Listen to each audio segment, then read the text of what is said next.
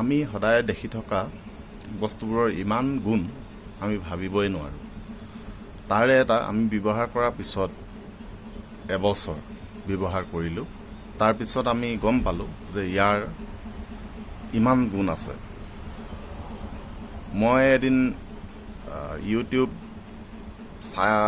বিচাৰিছিলোঁ ইউটিউবত বা গুগলত এইটো বৰ থেকেৰাৰ বিষয়ে। মোৰ ৱাইফে ক'লে বোলে আচাৰ বনাওঁ বা কিবা এটা বনাওঁ, গতিকে কেনেকৈ বনাব লাগে তাক চাই দিবলৈ কৈছিলে। তো বিচাৰিলোঁ, মই নাপালোঁ। তো গতিকে মই ভাবিলোঁ আজি দুআষাৰ শ্বেয়াৰ কৰোঁ, যিটো মই ফলাফল পাইছোঁ। থেকেৰা আমাৰ সকলোৰে চিনাকি, অসমীয়া সমাজত দৰকাৰ হৈ থকা বস্তু। তো বিহুৱে সংক্ৰান্তিয়ে লাগে।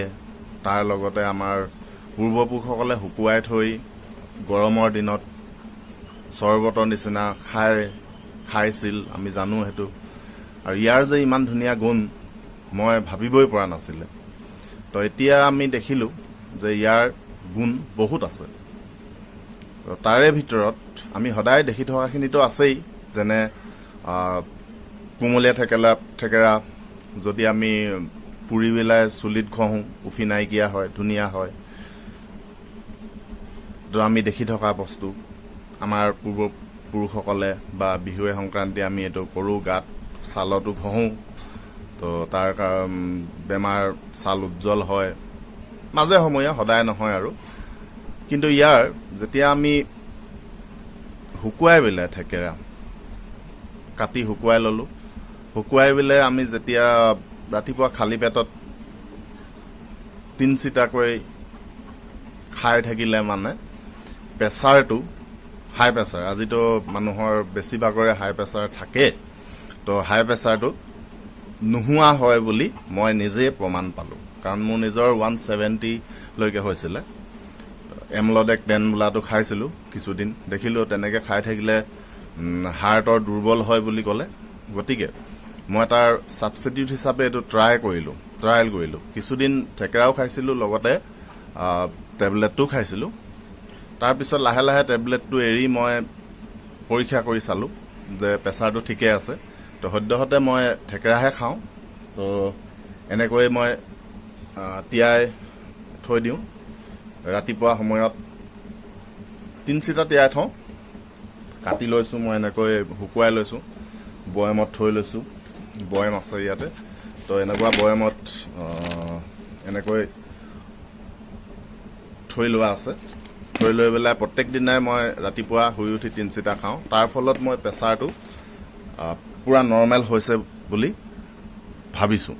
তাৰ লগতে ইয়াৰ লগতে গেছো নাশ কৰে আৰু অন্যান্য কেইবাটাও বেমাৰৰ কাৰণে মই এইটো পৰীক্ষামূলক অৱস্থাত আছে। সদ্যহতে মই আজিলৈকে যি পৰীক্ষা কৰিলোঁ তাৰ কাৰণে দেখিলোঁ যে প্ৰেছাৰটো একেবাৰে কম কৰে।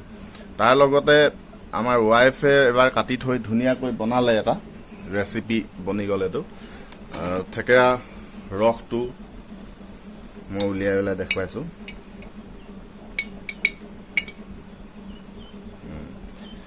তো এইটো এনেকুৱা, কালাৰটো এনেকুৱা আহিছে আৰু খাবলৈ টেঙা মিঠা, বহুত সুন্দৰ লাগে। এইটো কেনেকৈ বনালে, থেকেৰাটো তিয়াই থৈ দিলে, তিয়াই পেলাই চেনিৰ লগত অলপ গৰম কৰি দিলে, এইটো এনেকুৱা কালাৰৰ আহিলে। তো এনেকুৱা ৰেচিপিও বনাব পাৰি ধুনীয়াকৈ। আজিলৈ সদ্যহতে মই ইমানতে সামৰিছোঁ। ভৱিষ্যতে থেকেৰাৰ ওপৰত যেতিয়া আমি আৰু পৰীক্ষা শেষ হ'ব তেতিয়া মই ৰিজাল্টটো জনাম। সদ্যহতে মই প্ৰেছাৰটোৰ কাৰণে কনফাৰ্ম আছোঁ মোৰ নিজৰ ক্ষেত্ৰত। আপোনালোকেও চেষ্টা এটা কৰিব পাৰে। অৱশ্যে তাৰ লগতে ডক্তৰৰ পৰামৰ্শ লৈ থাকিব। থেকেৰা খাই পেলাই আপুনি চাব প্ৰেছাৰ কমিছে নে নাই কমা। কাৰণ প্ৰেছাৰটো আজিৰ দিনত বহুতৰ কাৰণে, প্ৰেছাৰৰ লগতে অৱশ্যে চুগাৰটো কম হয় নেকি মই সেইটো নাজানো, কাৰণ মোৰ চুগাৰটো ইমান অহা নাছিলে, গতিকে মই গম নাপাওঁ। কিন্তু প্ৰেছাৰটো মই গম পাইছোঁ। মানে প্ৰমাণ পাইছোঁ। গতিকে আপোনালোকেও চেষ্টা এটা কৰিব পাৰে। ধন্যবাদ।